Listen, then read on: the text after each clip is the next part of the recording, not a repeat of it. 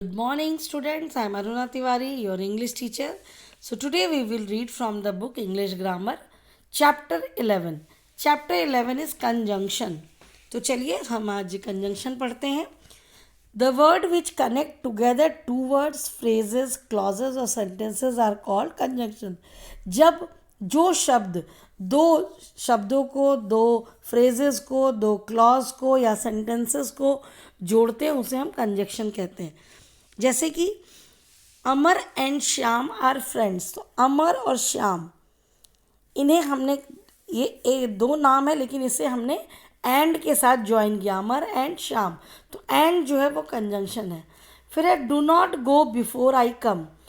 तो यहाँ पे क्या, before, do not go I come, इसको हमने बिफोर वर्ड से ज्वाइन किया है.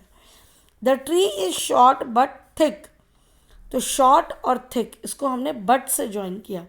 तो इसलिए एंड, बिफोर, बट ये सब कंजंक्शन है. Sushma did not go to school because she is not well. तो यहाँ पे एक सेंटेंस है, Sushma did not go to school, Sushma school नहीं जा रही है. शी इज़ नॉट वेल दूसरा सेंटेंस है, इसको हमने ज्वाइन किया बिकॉज से. सुषमा स्कूल नहीं जा रही है क्योंकि वो बीमार है.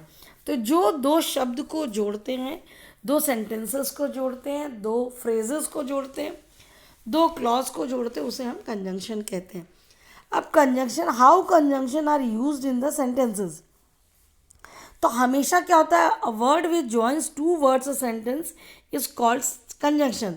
तो ये समझ में आ गया आपको कि जो शब्द दो वर्ड्स और सेंटेंसेस को जोड़ते हैं वो कंजंक्शन होते हैं, जैसे अभी हमने ऊपर एग्जाम्पल में देखा है. तो अब कंजंक्शन को हम एक सेंटेंस में कैसे यूज़ करते हैं, इसमें कुछ इसके रूल्स हैं कि हम कैसे कौन कौन से वर्ड्स को कहाँ पे यूज़ कर सकते हैं. जैसे कि बाय यूजिंग एंड, एक तो हम एंड को यूज़ करके हम जोड़ सकते हैं. जैसे Akash is going to school, Raman is going to school, ये दो सेंटेंस है. आकाश स्कूल जा रहा है, रमन भी स्कूल जा रहा है. तो इसको अब अगर हम ज्वाइन करते हो तो हम कैसे ज्वाइन करेंगे, Akash and Raman are going to school. अभी सिर्फ इसमें हमने आकाश और रमन दोनों स्कूल जा रहे हैं, तो दोनों को हमने सिर्फ एंड से ज्वाइन किया, दोनों नाम को, और बाकी सेम सेंटेंस कर दिया, आर गोइंग टू स्कूल. फिर एक और है, दे आर प्लेइंग, एक सेंटेंस है. दे आर मेकिंग नॉइज, ये दूसरा सेंटेंस है. तो इन दोनों को हम कैसे ज्वाइन करेंगे, they are playing and making noise, क्योंकि ये दोनों दे के बारे में है. तो इसलिए हमको दो सेंटेंस पूरे लिखने की कोई ज़रूरत नहीं है. तो they are playing and making noise, तो ये हमने एंड से जोड़ा है. फिर दूसरा है बाय यूजिंग बट. अब हम बट से कैसे ज्वाइन करते हैं, जैसे she is poor, she is honest, ये दो सेंटेंस अलग अलग है. तो she is poor but honest, मतलब वो गरीब है लेकिन ईमानदार है. क्योंकि एक ही के बारे में हम बात कर रहे हैं तो उसको हम पूरा दो सेंटेंस को लिखने की ज़रूरत नहीं है, अगर एक ही जन की बात हो रही है तो. He failed, his brother passed. He failed एक सेंटेंस है, his brother passed is another sentence. तो इसे हम ज्वाइन करेंगे, he failed but his brother passed, मतलब वो फेल हो गया लेकिन उसका भाई जो है वो पास हो गया है. Then tea is hot, ice is cold, मतलब चाय गर्म है और आइस जो है वो ठंडी है. तो इसे हम ज्वाइन करेंगे, T is hot but ice is cold, but से हमने इसे ज्वाइन कर दिया. अब है बाय यूजिंग और या बिकॉज.